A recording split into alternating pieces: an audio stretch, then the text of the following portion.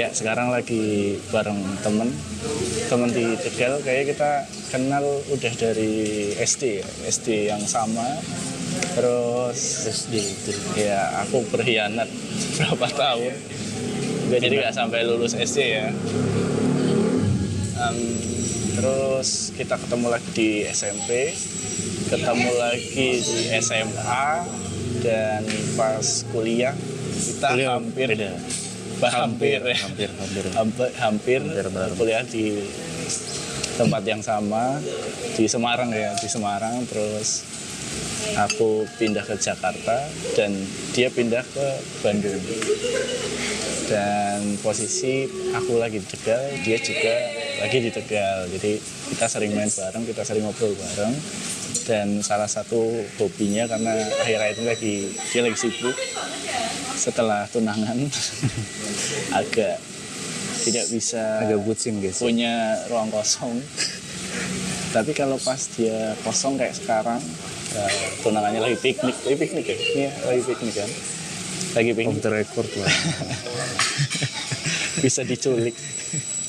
Nah, yang paling kita suka salah satunya pindah-pindah kafe ya, nyoba-nyoba kopi yang enak, coffee shop yang, dan kebetulan ini lagi nyoba di social relation. Iya, social relation yang ternyata bosnya salah satu temen SD ya. Kalau ownernya ya.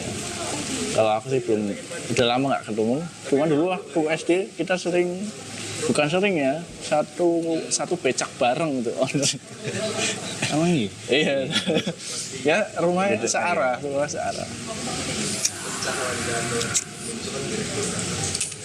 Dan ya kenalin Andika. Halo. Ya, subscribernya apa? Manggilnya bebas lah, belum banyak, belum tentu ada yang nonton juga. Bor-bor. Nah, ente kan pernah buka usaha kopi ya, bener ya? Ya, betul. Pas buka usaha kopi itu di mana pertama kali pas buka usaha? Karena dia setauku apa aja diusahain. Iya. Dulu usaha jeans ya. Karena apa ya?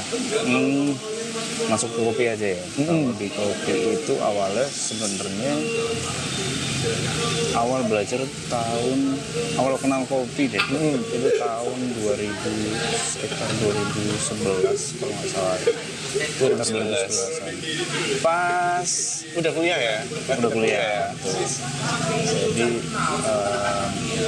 zaman itu ada, karena nggak sengaja sih, datang ke sebuah bentuknya angkringan, itu nyajiin minuman manual brewing. Jadi Ya.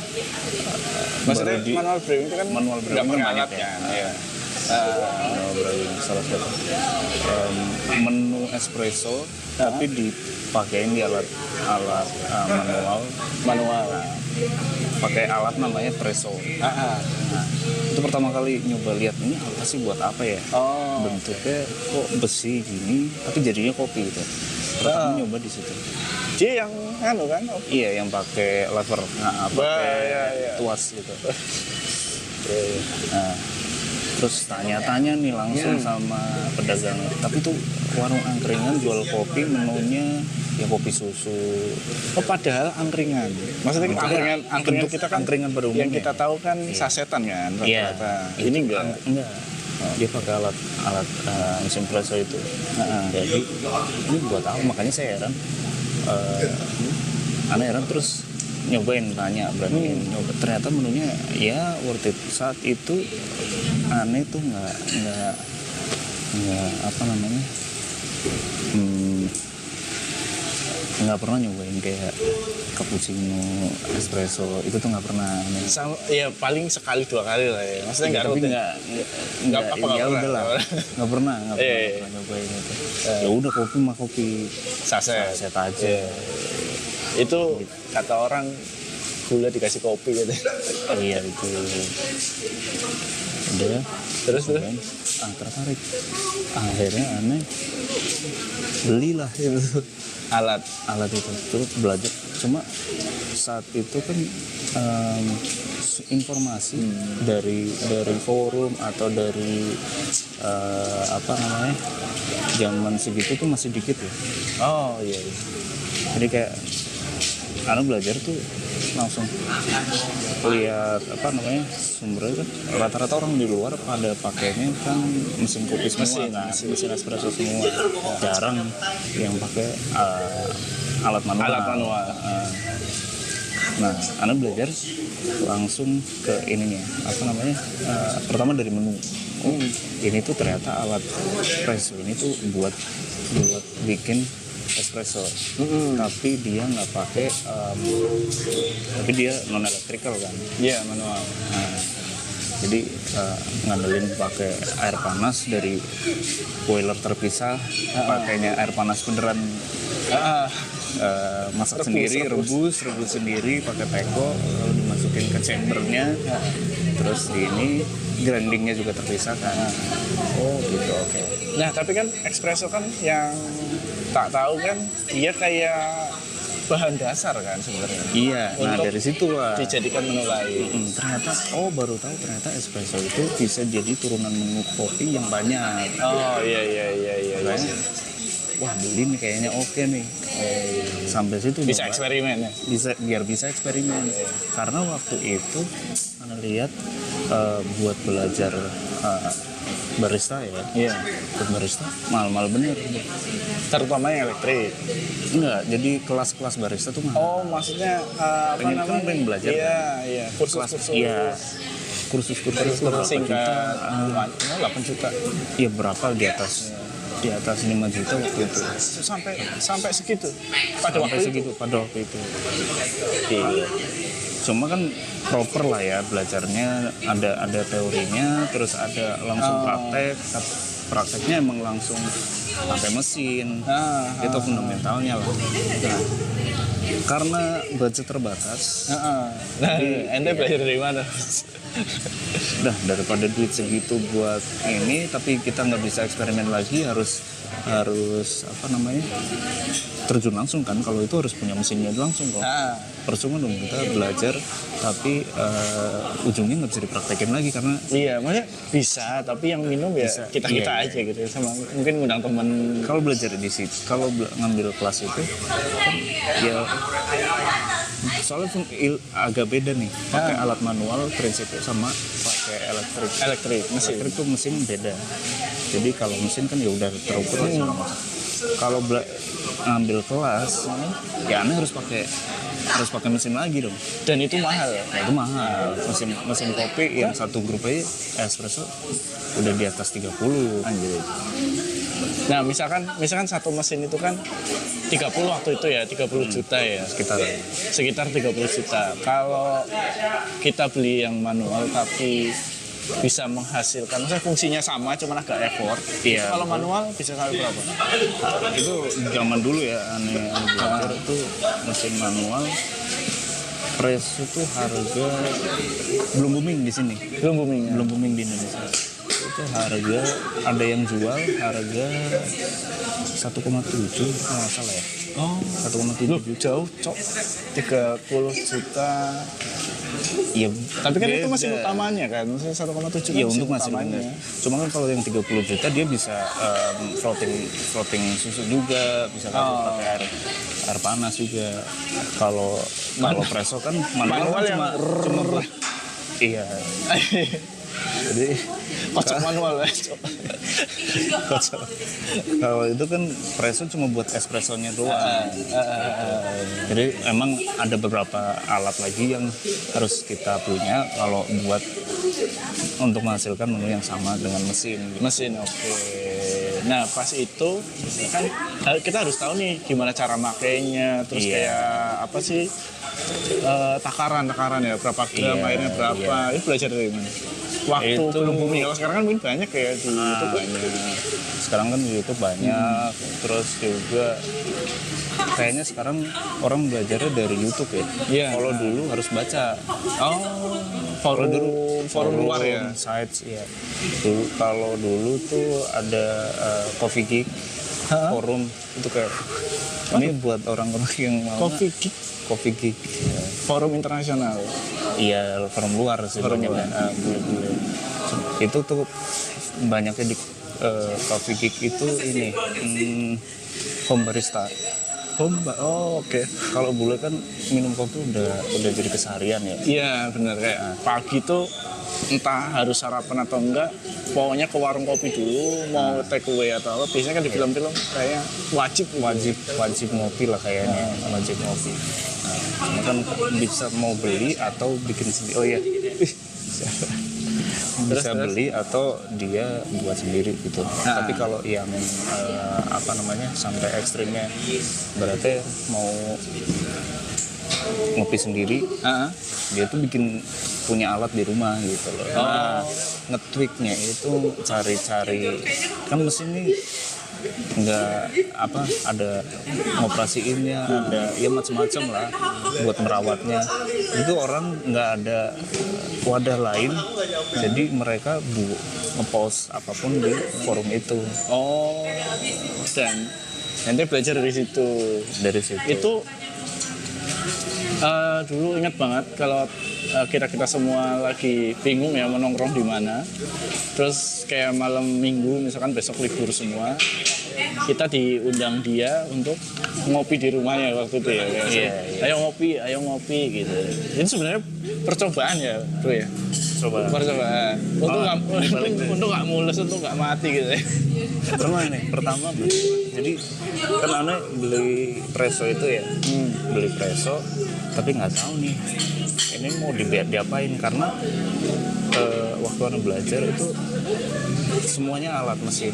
Tapi mesin udah berencana untuk menjual atau yaudah yang penting beli dulu karena aku ingin belajar. Ada rencana buat jual, tapi mesti belajar dulu, nggak bisa sembarangan karena yang dari waktu pengalaman datang ke itu angkringan yang pakai preso itu. Itu espressonya bukan espresso yang sama kayak hasilnya sama kayak yang di mesin karena beda. Jadi nggak tahu gimana, ternyata setelah belajar balik lagi lihat ke warung yang tadi angkringan itu espressonya under ekstrak, nggak proper lah hasil ininya. Bedanya itu beda karakter atau beda, maksudnya konotasinya jelek, apa kurang enak daripada mesin atau malah lebih bagus? Enggak, karena ini aja, karena nggak sesuai prosedur lah kalau nggak sesuai prosedur. Karena gini, kalau misalnya biji kopi itu kan harus di grind seger. Ketika mau dibuat dibuat sesuatu, entah itu mau pakai alat manual atau mau pakai mesin, misalnya kalau mesin kan di espresso ya itu harus digiling dulu kan. Nah kalau di warung angkringan itu biji kopinya udah di-grind dulu, jadi tinggal nyendok. Nah, sedangkan kalau mesin alat manual itu kehalusannya beda sama mesin. Kalau manual itu nggak beda. Ini pengalaman nge-green ya, maksudnya pas itu ente manual apa udah punya masih manual. Masih manual. Buat teman-teman yang suka nge-green manual, itu muter-muternya. Kalau untuk sendiri nggak apa ya? Nggak apa-apa. Kalau sendiri nggak apa-apa. Kalau bikin buat 3-4 gelas, gede lah pokoknya. Kita harus pakai tangan kiri yang lebih terlatih. Kalau tangan kanan mati pegel. Pengalaman. Akhirnya aku beli di mana, S Hardware ya, blender, tapi nggak tahu tulisannya blender kopi, cuman di manual booknya dia bisa blender bawang, blender cabai. Itu jadi ini ya chopper ya paling. Chopper. Jatuhnya kayak chopper. Iya. Bukan grinder ya. Bukan grinder. Kalau grinder kan kayak spesial hanya untuk kopi ya, maksudnya bisa disetting. Ya, kalau hasilnya grinder kan bisa disetting hasilnya, tergantung penggilingnya tuh pakai apa. Kalau grinder kan beda-beda. si grinder itu penggilingnya tuh modelnya apa kayak gimana. Bisa pisau. Kalau chopper kan pisau. Iya, pisau. Jadi biji kopi digesek sama pisau. Nah, resikonya apa kalau pakai pisau? Dia hasilnya tuh nggak bisa sehalus kalau digerus pakai gigi lah. Oh iya. Soalnya yang manual kan aku gini ya, yang dari atas gerigi, gitu. Gerigi muter gitu. Jadi settingannya cuma gerigi sama pembatasnya tuh kalau mau agak kasar ya agak longgar, dilonggarin, kalau mau halus dikencengin lagi. Berat itu sampai tingkat kehalusan tertentu lah. Kalau alat ini alat penggiling. Iya. Dari manual pegel cuy. pegel. Nah, terus akhirnya ada beli Anda cari alat, cari grinder yang harganya lumayan loh setahu gitu. lumayan, tapi terhitungnya murah dibanding grinder ini ya, dibilang komersial. Jadi itu segmennya rata-rata yang masuk ke sini kan kayak mesin mahal tuh, satu grup 30 juta, grindernya 10 juta. Anjing. Kita kan mau buat di rumah ngapain beli beli mesin kopi selengkap itu. Ada dapat grinder harganya murah ya, emang produk ini ya, tapi awet juga sih. Yang penting itu grindernya si burnya atau Geriginya. pisau geriginya itu bagus. Jadi dia awet bisa ya. Awet, nggak aus kalau misalnya kita sering pakai. Itu juga tergantung sama kita perawatan, harus sering-sering dibersihin. Itu elektrik. Anda cari harganya? Harganya 1,5. Anjing. Ya emang kalau ngelihat misalnya orang nggak ini ya, buat apa dus gitu, cuma buat giling doang. Iya, itu setara UMR Tegal, Cok. Karena ada niatan membuat buka usaha kan. Waktu itu. Iya kan, maksudnya kalau Jadi, kita buka ya, invest usaha kan. dan bikinnya rutin, ya harus elektrik dan harus menjaga kualitas yang kita jual kan. Iya betul. Kalau kita untuk diri sendiri ya udahlah, suka-suka kuat-kuatan tangan. nggak mungkin bisa. Ya nggak mungkin manual lah. Datang 2 customer udah ditolak, habis itu tutup. Pegel saya. Itu kan mesin presonya waktu itu masih manual kan, yang pakai lever masih cepit ketek gitu kan. Iya. Nah, pas mau usaha ente beli yang elektrik ya? Enggak, masih enggak. manual. Itu kan baru preso. Ternyata masih kurang nih. Jadi preso buat gilingnya pakai apa? Butuh grinder. Nah, Cari grinder. Oke, dapat grinder. Ternyata grinder yang itu bukan buat kehalusan fine-nya, kehalusannya itu buat yang di espresso. Jadi grinder itu buat manual brewing. Contoh kayak lebih bagus dipakai buat ngedrip, V60 kan nggak halus kan. Setahu kalau espresso itu kan harus halus banget ya. Iya halus, tapi lebih kasar dibanding lebih kasar dibanding yang paling halus kalau nggak salah buat Turkish. Yang dipakai gelas, bukan gelas sih. Ya kayak kettle lah. Terus dimasak di atas pasir. Turkish coffee gitu. Iya. Yang cuma diputer-puter. Iya. Itu lebih halus. Udah tuh beli. Udah jadi. Terus ini mau dicampur apa ya? Rata-rata menu Italian pakai susu. Iya pakai susu kan. Sebenarnya sama namanya kopi susu. Iya. Tapi beda kadarnya. Nah gini, tak kira cafe latte itu kayak ada satu menu di Itali, terus kita bikin kopi yang dicampur susu yang diolah ya dua-duanya, namanya cafe latte. Ternyata cafe latte ya artinya adalah kopi latte itu susu. Jadi matcha latte, matcha dan susu. Jadi tapi kalau jual menu cafe latte harganya nggak bisa di bawah 10.000 dong. Tapi kalau kopi susu 5.000 diprotes cok. Padahal artinya sama cafe latte. Itu kopi susu. Nah terus pengen ada kombinasi Kan waktu itu belajar olahan susu ya berarti. menu-menu masih belum banyak tuh. Menu-menunya masih kiblatnya banyaknya kafe-kafe tuh ini kan Italian kan ya, cappuccino, apa cafe latte, mocha dan lain, intinya kopi susu tapi yang digambar-gambar latte art, ada latte art. Daun. Nah, itu yang lagi ngehits tuh, bango gambar. Gak ada gambar kontol cok. Susah ya. Habis itu kan bikin kan susu terus diapain? Oh ternyata prinsipnya tuh diuapin. Susu itu disembur pakai uap panas. Disembur pakai uap panas supaya dia ngembang, bedain ke lemak yang ngangkat jadi foam. Iya, yes. Susunya hangat. Yang cairnya ada tuh di bawah, tapi dia punya foam dan foamnya microfoam yang halus gitu. Iya, iya. Karena kan setauku tuh kalau nggak salah ya, cappuccino, cafe latte, terus apa yang white, ya, piccolo, itu kayak komposisinya sama, cuma kayak beda. Bahannya Kopinya sama. sepertiga, susunya bahannya 2/3 sama, gitu. cuma komposisinya yang beda. Jumlah takarannya yang beda gitu.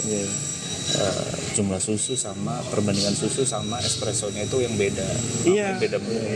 Karena pas pernah pesen di salah satu kafe, pesennya cappuccino, terus teriaknya cafe latte. Terus sebagai pembeli protes dong, karena waktu itu pernah baca bedanya apa gitu kan. Kita protes, mas aku pesennya cappuccino. Terus kata yang mau bikin, nggak apa-apa mas, sama aja. Gak terima, cafe latte dan cappuccino beda. Cuman kan masa debat di cafe orang. Ini cerita-cerita ntar yang nonton lebih jago dari ini loh. Iya, ya nggak apa-apa lah. Sharing pengalaman. Ini sharing pengalaman dari salah satu pengusaha yang dulu belajar manual. Ya. Bangkrut tapi. Nah, belum baru mulai kan. Nah, terus akhirnya yang untuk nguapin susu, ente beli juga alat. Iya, aneh cari alat. Ada banyak itu milk frother. Milk frother kan sama aja kayak mixer kan. Yes. Ini kan yang kayak cuma gini terus besi Ya, ada ada batang, terus dia pakai ya di frotting doang lah. Di frotting, tapi ngembang dia tuh cuma milk frother itu si foamnya itu jadi lebih besar. Nggak bisa dibuat latte art. Jadi dia cuma ngangkatin foam lebih ngembang aja. Cuman kalau latte art dia kayak foamnya lebih halus gitu ya. Ya lebih Secara halus. apa sih? Busa-busanya itu lebih tuh kecil ya. Lebih ngapa kalau di, nah itu bedanya alat.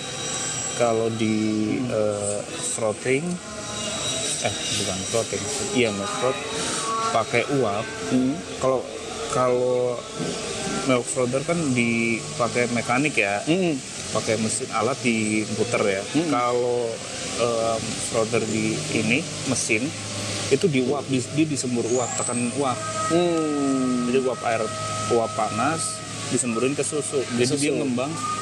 Nah itu baru bisa ngasilin foam yang lebih seragam, lebih mikro, lebih kecil lagi, dan bisa dibikin latte art. Iya bisa dibikin latte art. Itu yang bisa hasil foamnya itu smooth kayak permukaan cat putih basah. Hasilnya. Kayaknya Adan kita break dulu biar suaranya juga nggak ini ya. Terus kan alat lengkap, udah lengkap sama dari presso, terus grinder, susu. Buat frother awalnya kan tadi beli milk frother. Kok nggak jadi nggak bisa buat latte art. Ente beli itu milk frother dulu. Nggak jadi buat latte art. Ambiar terus. kok nggak kayak yang di ini ya, nggak kayak yang di apa gambar, nggak kayak yang di video aneh lihat itu. Ini diapain? Oh ini harus pakai yang disembur uap kayak yang di mesin. Udah tuh, aduh ini mah harus pakai sama mesin, gimana ya? Anda cari-cari lah. Tetap butuh mesin. Iya. Awalnya kan nyari adanya di mesin. Ternyata anda cari-cari tuh ada. Namanya tuh stove. Oh harus di steam kan? Anda dapet alat namanya stovetop. Jadi harus di atas kompor. Cocok nih. Pakai kompor, dia dipanasin, di air keluar tabung gitu, dipanasin nanti uapnya disemburin. Dia sama kayak ini mesin. Apa namanya? Versi Itu manual kan? Oh manual. Versi manual dari skimmer elektrik. Steamer ya. Steamer elektrik. Versi manualnya. Kalau mesin kopi kan steamernya dia udah di dalam mesin itu kan. Dia misahin boiler satu untuk bikin espresso, boiler 2-nya untuk air panas sama untuk uap. Nah, yang si uapnya ini yang buat bikin susu. Terus sana cari-cari itu dapet stovetop steamer. Tapi nggak ada yang jual di sini. Nggak ada yang jual. Marketplace nggak ada. Cari setelah itu, wah, aneh email nih produsennya langsung. Itu di Taiwan ada. Jadi kalau yang sekarang pada tahu itu nama alatnya tuh Bellman. Dia tuh bikin alat-alat sebelum, kalau sekarang kan banyak ya, steamer tuh banyak. Zaman dulu itu stovetop itu masih dikit lah. Yang Anda tahu tuh dikit. Salah satunya Bellman. Bellman itu bikin apa namanya alat itu satu CX25S itu buat steamer doang. Terus CX berapa itu buat jadi kayak mocha pot. Sebenarnya mereka nyebutnya espresso tapi bukan espresso.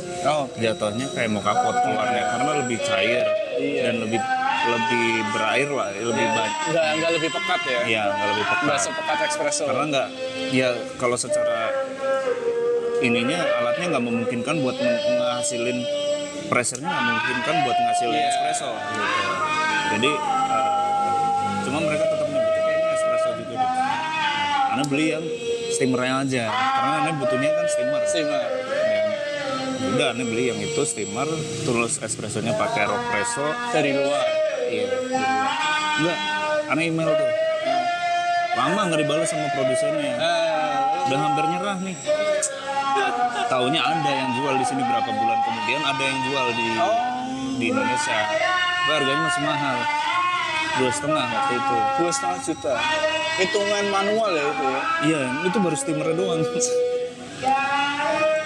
Jadi steamer doang. Udah nggak apa-apa. Karena mikirnya buat jualan. Jadi kalau di total berapa tadi? 1,5 grinder, 1,7 presso manual, presso, terus 2,5, sekitar 2,5 atau 2,25, Anda lupa. Pokoknya antara kisaran 2 juta lah. Tadi berapa? 6 jutaan lah ya. 4 tambah 1,7, 5,7. Ya hampir 6 juta. Itu udah dapat grinder, dapat presso sama steamer jadi satu lah. Jadi budgetnya masih ringan lah dibanding kita beli mesin 30 jutaan ya waktu itu ya. 30 jutaan. Udahlah praktek sendiri. Ada yang lucu ya, awal-awal beli presso itu, presso. Karena nggak tahu ya kehalusannya kayak gimana. Coba pokoknya Anda punya patokan tuh nyobain espresso. Awalnya ini nyobain espresso di mana-mana dulu. Iya, nyicipin espresso di tiap warung kopi. Tapi kan hasilnya dari mesin kan. Oh gini sampai nemu rasa yang oke. Anda bisa ngebedain ini under extract, over extract, ini pas.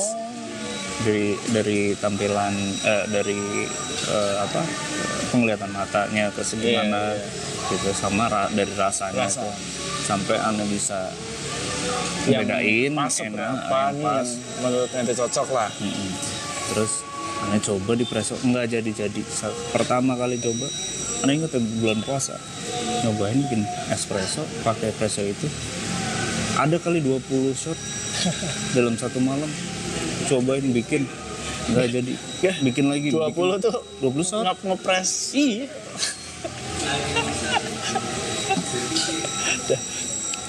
Saya ingatku tuh ngepres manual itu kayak prepare ini apa? Harus giling dulu kan, harus ngetemping dulu. Iya, Distribusi masukin mesin. baru masukin merebus airnya kan kayak air, harus matang. harus matang ini dulu. Tekan ketek. Lumayan. Itu semalaman nggak tidur. Tapi akhirnya dapat. Maksudnya 20 itu karena terpotong masih karena oke lah. udah lelah atau udah Enggak. oke juga terus Udah istirahat. lumayan dapat, tapi belum perfect. 20 itu karena aneh akhirnya bisa tahu tempingnya kurang. Oh, yang di Tempel kayak alusan itu ya? dipadetinnya. Dipadetin ya, yes, Dipadetinnya kurang. Terus grindernya itu nggak support untuk kehalusan yang lebih. Oh, udah mentok. Iya udah mentok. Bukan udah mentok, kalau misalnya dihalusin lagi bisa si grinder itu, tapi jatuhnya yang kayak Turkish tadi, dia nggak akan ngocor. Oh, Itu bisa jadi karena biji kopinya yang aneh punya waktu itu, mungkin tanggal roastingnya juga udah terlalu ini, bisa juga. udah terlalu lama. Maksudnya, Jadi kalau ibaratnya mau ditambahin lagi, dia malah kehalusan. jadi mau aneh bikin kayak gimana juga itu nggak jadi, tapi aneh udah tahu nih, oh itu tuh segini. Iya, Gitu. kuncinya di situ ya. Kunci di situ. Gitu. Terus Akhirnya ya beli temper, cari temper, cari portanya sampai patah-patah juga aneh masih pakai. terus temper kan cuma kayak buat nyetempel kan sebenarnya. Enggak, tapi kan ada bebannya itu. Jadi si kepadatan kopi di dalam portafilter itu bisa apa ya? Satu, air bisa ngalir, nggak terlalu padat, tapi bisa ngasilin espresso yang pas. Iya, maksudnya temper itu kan alat. Iya. Terus kan mau padat atau enggaknya kan tergantung tangan kita Nah, kan. kalau dari Rock Presso itu kan dia nggak dapat temper waktu itu aneh beli. Temper plastik. Temper plastik coy. Iya. Kebayang. Nah, sedangkan temper yang dijual pada saat itu Bahannya lebih bagus lah. enggak, tempernya itu temper buat mesin. Portafilter mesin kan ukuran milimeternya beda dibanding sama yang alat manual. Karena itu nyari dulu ada yang buat, akhirnya nemu dapat ada yang buat gitu. Oh, oke. Gitu baru oh ya ini dapat lah ini. Dan sesuai lah, maksudnya hasilnya sesuai yang dicari. Hasilnya sama kayak mesin gitu akhirnya. Setelah berapa puluh kali eksperimen baru bisa dapat hasil yang kayak mesin. Thomas Alva Edison tuh. Cuma nggak nyampe 1000 ya. Nah, berarti kan secara apa yang mau dijual udah yakin lah, maksudnya.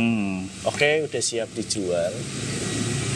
Tapi kan nanti mau jualan kan kayak butuh tempat, butuh bahan lainnya, atau mungkin kayak side dish-nya kan. Masa ya cuma jual kopi, terus ini dijual di mana, terus targetnya siapa. Iya.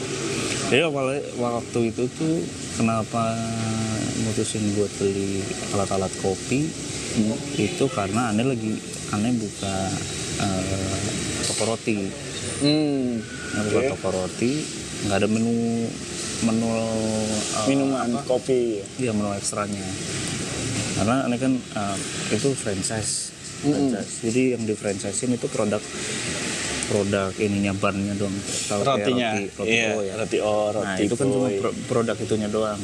Jadi kita sebagai franchise itu diperbolehkan buat ada kontraknya boleh. Tapi ini brand lain ya, bukan itu boleh kita kalau misalnya mau jual minuman terserah di outlet kita gitu loh. Nah, Anda mikir apa ya komplementari buat roti ini? Nah, ini kopi cocok nih. Iya, the best kopi sih. Ya, karena tempat Ani jualan itu dekat stasiun. Iya. Dekat stasiun zaman dulu. Jadi orang kalau mau mau berangkat pakai yang ngelakuin perjalanan itu beli roti buat snack dia di perjalanan sama minuman. Tapi zaman dulu kan belum ada orang kopi yang cup-cupan gitu ya. Atau misalnya orang mau nunggu orang naik kereta, jadi datang ke outlet sambil minum kopi dulu atau apa.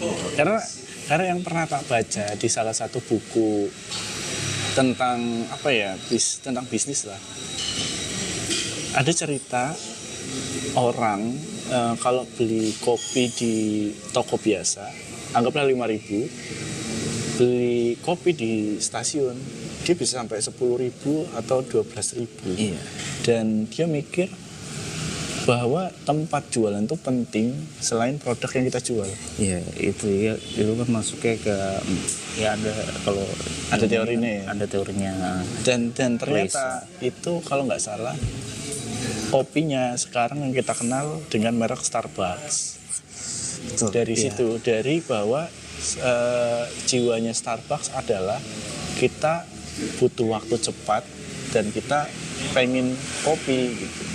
Gini. Jadi kayak fast foodnya kan kopi lah. Setelah berkembang ya. Tapi kalau ente baca sejarahnya Starbucks, pernah nonton filmnya Howard Schultz? Itu salah satu Howard Schultz. Kalau nggak salah itu deh. Ntar dikoreksi aja. Lupa, pokoknya itu salah satu CEO-nya dari Starbucks. Itu perjalanannya awalnya Starbucks tuh jualannya biji kopi zaman dulu nih.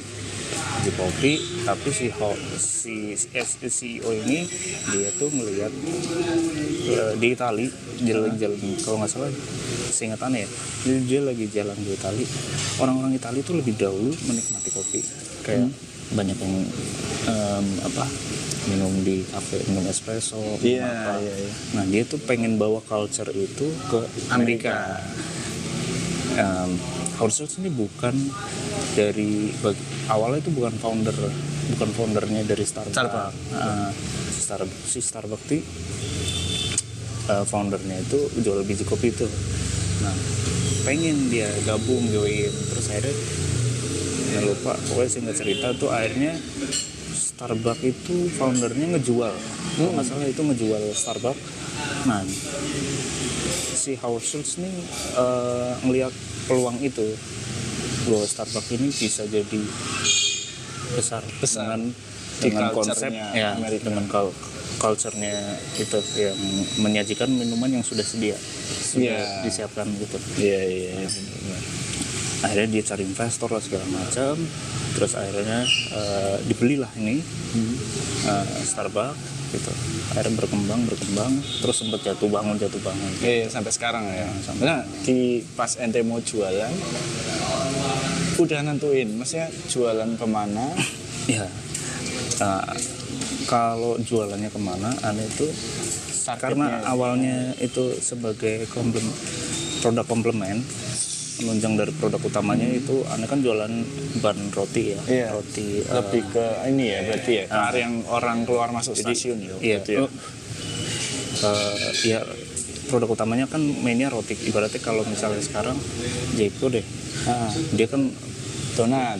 Iya pasti lah ya, produk utamanya donat gitu segala macam. Tapi dia punya produk minuman untuk nemenin maksimal. Nemenin ya. Iya. Nemenin si produk utamanya. Bisa nemenin produk utamanya dan bisa meningkatkan revenue. Oh iya benar. Jadi ibaratnya kalau misalnya tadinya aneh cuma jual roti doang, ya orang beli ya sebatas jumlah roti, tapi kan orang beli roti itu ada ya sesuai kebutuhannya gitu loh. Iya.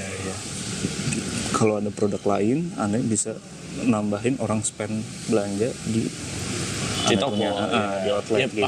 Bahkan mungkin orang yang nggak pengen roti tapi ngelihat kayak ada yang jual kopi juga, bisa jadi cuma beli kopi ya. Nah, kalau kita nggak jual kopi ya orang nggak, kita lolos lah kesempatan jual kopi kalau kita nggak kasih produk kopi di situ. Berarti pertama jualan di warung Roti itu. Jualan apa nih? Jualan kopi tadi. Oh iya, enggak. Nah, tadinya kan awalnya niatnya untuk itu. Iya, niatnya. Karena aneh lihat nggak applicable, nggak bisa diterapin langsung. Ternyata proses membuat kopi itu nggak semudah itu gitu loh, yang aneh pelajarin, ya kan? Jadi butuh apa namanya?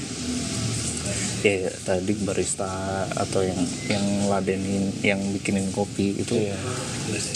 Proses pembuatannya agak lama dengan alat manual. Nah itu nggak cocok ditaruh di outlet roti aneh. Dan pas itu kan kalau nggak salah masih kuliah kan? Iya, masih kuliah. Ini nggak cocok. Jadi kalau rata-rata kan waktu itu pegawai yang ada di outlet, yang ada di outlet kan perempuan. Oh. Iya, disuruh bikin kopi. Iya, repot. Kali Anda mau utang nambahin copot itu, Anda mau nambahin 20 kali. Iya, kalau pakai alat manual soalnya estimasi pembuatan satu kopi itu tergantung ya. Jadi kalau dari awal, misalnya udah banyak orang beli, dia itu bisa penyajiannya lebih cepat. Oke. Tapi kalau misalnya awal buka atau misalnya yang belinya jarang-jarang, itu tuh harus waktunya dia agak lama karena apa? Kita mesti manasin air dulu, mesti manasin alat-alatnya dulu, baru si kopi itu bisa dibikin. Iya. Waktu estimasi pembuatan waktunya itu yang lama, prosesnya yang agak lebih ruwet, jadi nggak cocok taruh di outlet roti tadi ya. Nah terus pindahnya kemana? Maksudnya ada rencana B? Enggak, belum ada. Waktu itu aneh kan kuliah, jadi buka outlet itu di Tegal kan. Di Tegal sama Semarang. Stasiun Tegal ya. Nah, outlet stasiun Tegal sama Semarang. Terus ya udahlah aneh bawa alat-alat ke Bandung. Malah dipakai buat ngopi sendiri di kosan. Aneh pakai buat ngopi sendiri. Kalau belum ada rencana ya? Iya, belum ada ya, plan kan, B. Alat kan sayang. Aneh terus jadi gara-gara belajar itu jadi seneng ngopi kan. Mau nggak mau kan, mau tiap hari bikin kopi terus. Maksudnya biar skillnya juga nggak hilang. Iya. Takaran-takarannya coba-coba lagi. Habis itu bawalah ke kos. Nggak ada niatan buat jualan, ya cuma sayang aja kalau alatnya nganggur kan. Iya. Di kosan. Tapi aneh tuh hampir setiap hari ngundangin temen-temen. Oke, ya, mampir. Ngopi lah. Ngopi di kosan. Datang nih teman-teman. Apa namanya? Ya nggak tahu, dari seneng aja gitu bikin kopi buat orang. Gimana ini rasanya gimana? Karena waktu itu orang buat rubah taste dari misalnya dari yang instan menuju ke kopi yang lebih susah. Tesnya kan beda ya. Susah. Sorry tak potong ya. Aryawan teman kita nih. Teman kita. Waktu itu di Mac di Tegal tuh ada baru Mac Cafe ya, Mac Cafe. Terus kan dia kan hobinya kopi hitam. Nah, emang ibunya tapi instan ya. Iya, ibunya kalau kita main ke rumahnya itu bikin kopi hitam enak lah, takarannya pas. Cuman kan takaran kopi hitam instan. Nah, pas kita ke Mac Cafe, nah kan terbiasanya pesen cappuccino. Nah, si Aryawan pesen langsung Americano. Okay. Pas dicicipi, kok pahit banget. Iya. Bolak-balik minta gula saset itu loh, gula saset. Iya, ditambahin terus biar manis. Akhirnya berapa menit tuh kayak gue nggak puas.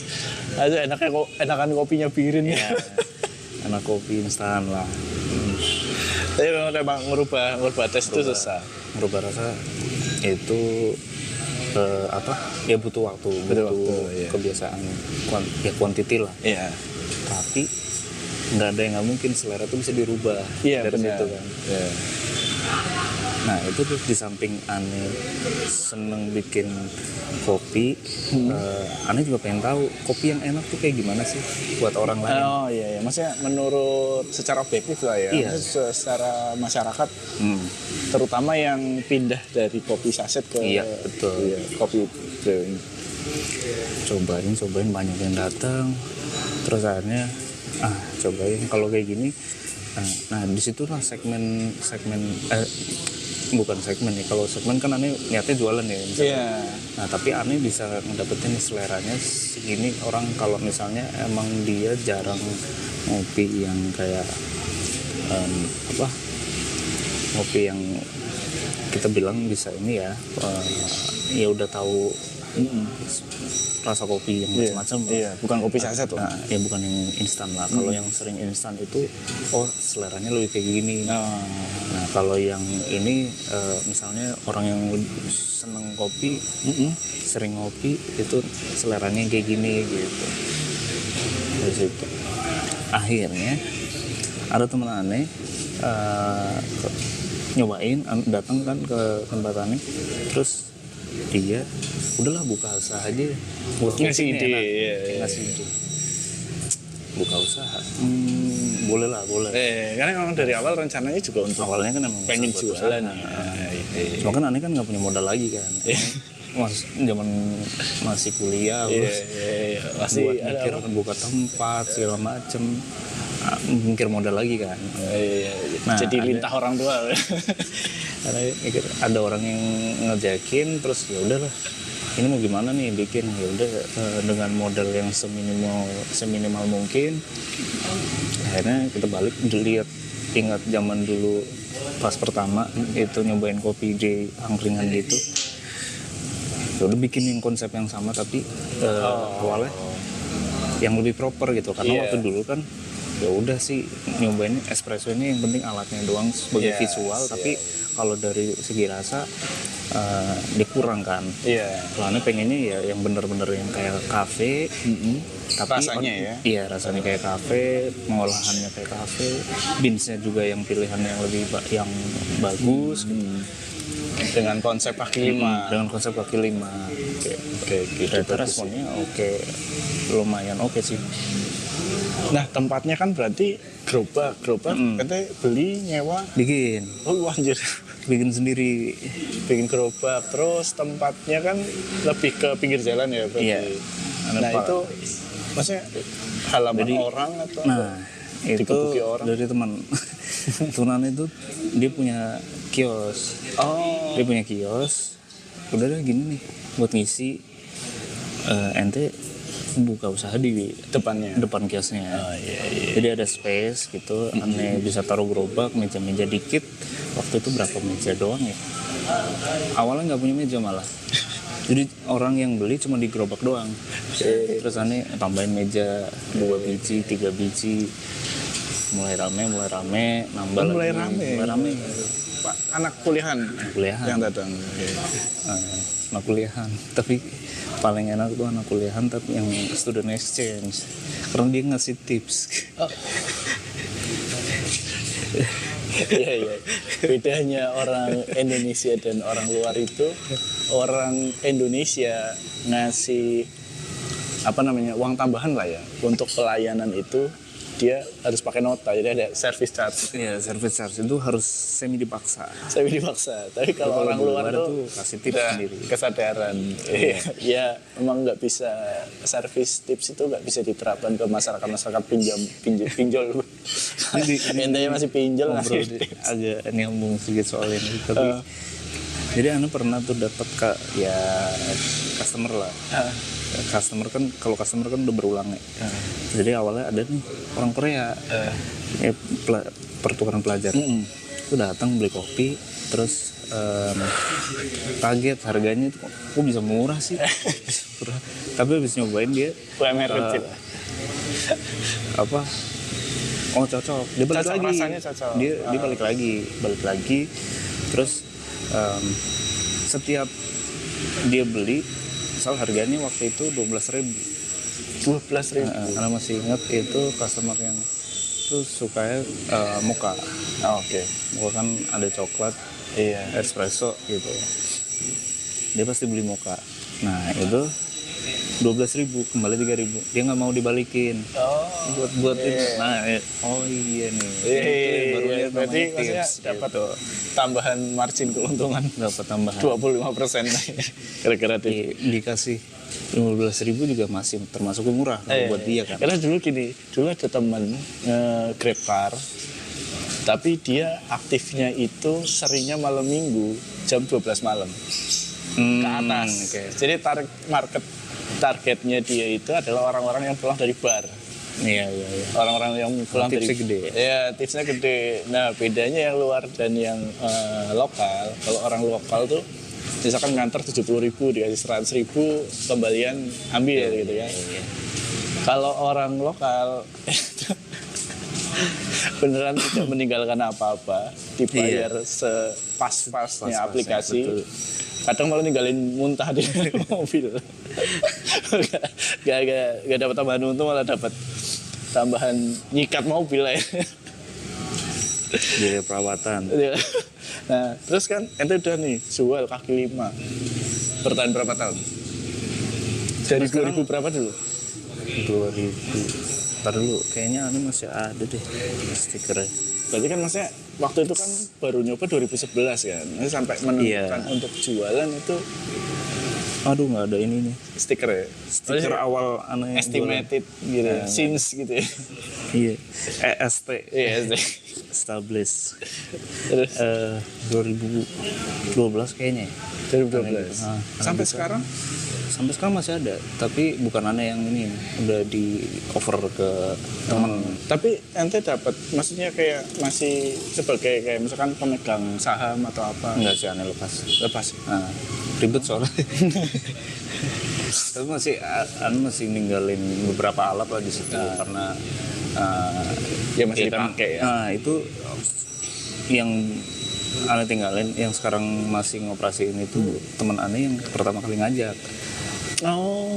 Jadi kayak ya sebenarnya sama nggak bangkrut juga. Lebih karena sekarang stay di sini karena udah nggak boleh di Bandung ya.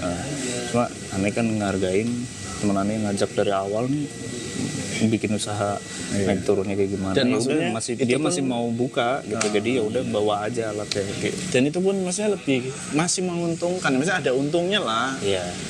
Cuma atau pas-pasan waktu itu. Ada margin. Masih ada. Iya, ada margin. Ane tuh sempat diprotes sama pemilik tempat kopi lain. Oh, karena Ane taruh harga. Ane taruh harga tuh murah banget. Wah, murah banget. tapi emang kalau kita mau usaha dengan usaha yang sejenis, harusnya emang agak akrab. Karena pengalaman cerita alun-alun Tegal tuh. Kalau mau sewa skuter atau foto ada grup WA-nya, Pak. Iya, harus. Jadi kalau bisa ada yang harganya rusak harga lah. Ada yang rusak harga, itu di grup WA langsung kita usir rame-rame gitu. Kalau mau harganya lebih di atas nggak apa-apa. Iya. Tapi resikonya kehilangan customer kan. Iya benar. Kecuali dia punya unique selling point lain. Iya. Gitu. Ya. Nah, sekarang kan pindah ke Tegal. Pernah kepikiran nggak bikin usaha yang sama dengan alat-alat yang pasti dijual lebih banyak ya kalau zaman sekarang tahun 2022 gampang nyari. Nah, pengen hal yang sama tapi di Tegal?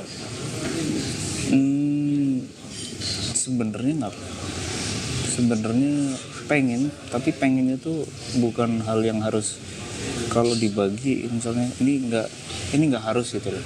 Nggak harus nggak ada keharusan aneh buat buka usaha dulu. Oke. Karena peluangnya gini, sekarang tuh orang udah ini kalau dia ngomong teorinya ya, entry to industrinya tuh udah gampang gitu. Alat udah banyak, informasi soal itunya udah banyak, tapi aneh balik lagi lihat potensial customernya itu nggak membutuhkan itu sebenarnya. Jadi kalau lihat ente mungkin ke kafe-kafe kali ya. Sekarang itu yang pesen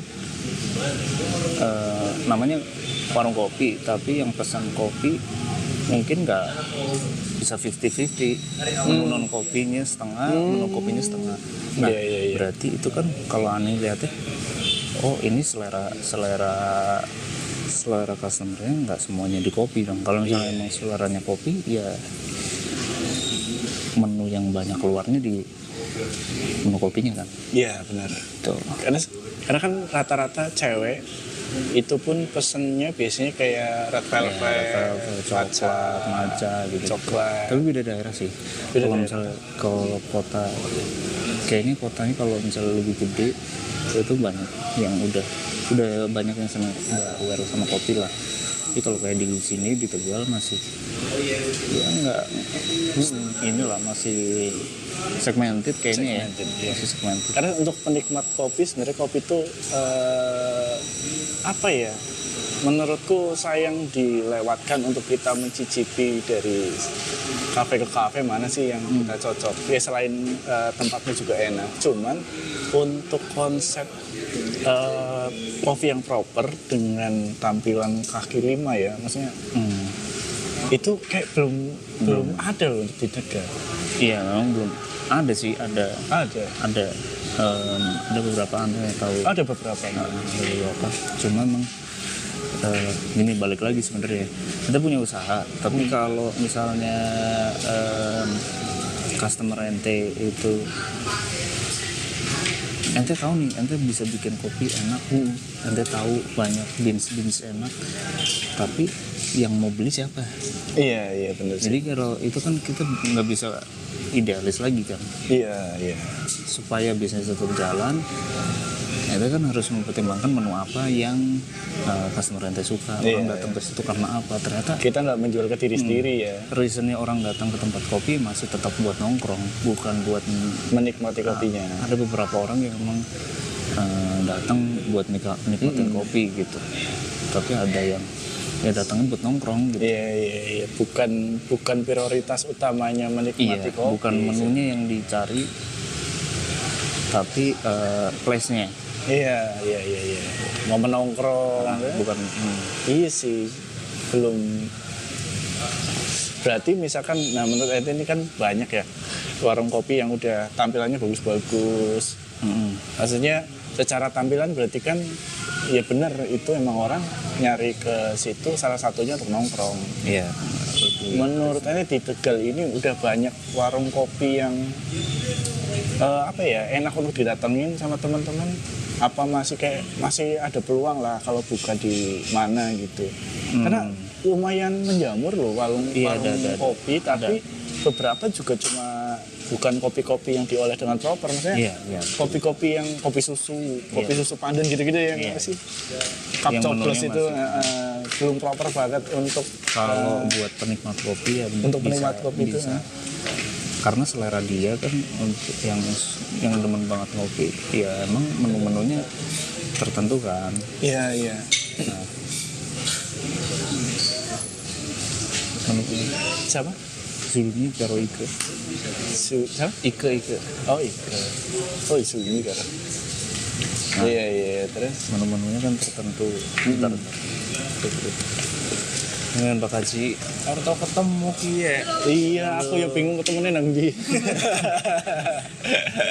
Ini kita kadang-kadang maring toko. Oh iya. Iya, kalau dikit masih Masih sering lihat. Kita baru lihat lagi. Baru pindah Tegal. Oh iya, Kak. Iya. Ini di mana? Batam. Baru 1 tahun di Tegal. Ikut. Ini ya iya. Emang ikut mau? SMP 1 ya. Kemurah kelingan sul. Dewa ngin pit-pitan renang karo apa? Karo gilengan pit-pitan renang. Iya.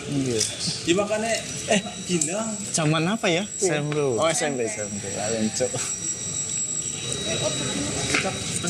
Siap. Dikat. Enggak. Iya enggak tiket.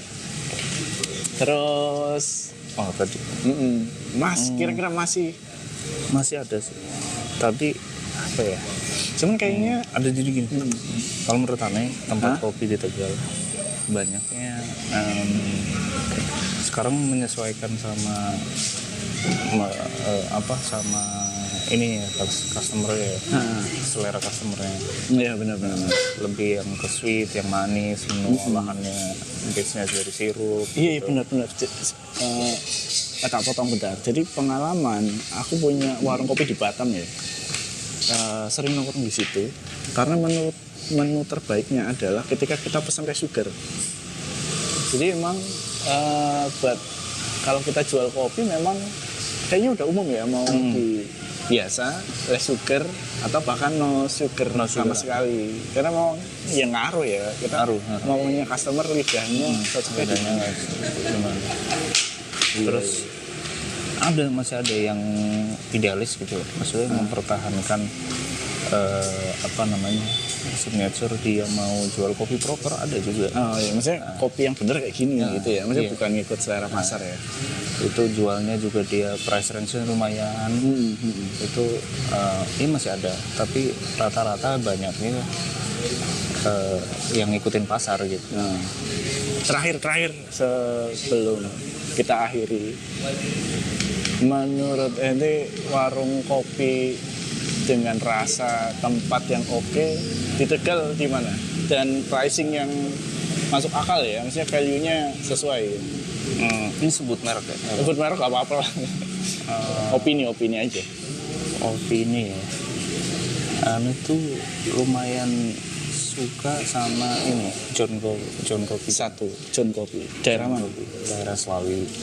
Itu kayaknya sih bukan roasting sendiri ya, tapi dia proper, price range-nya oke, Rasanya oke juga.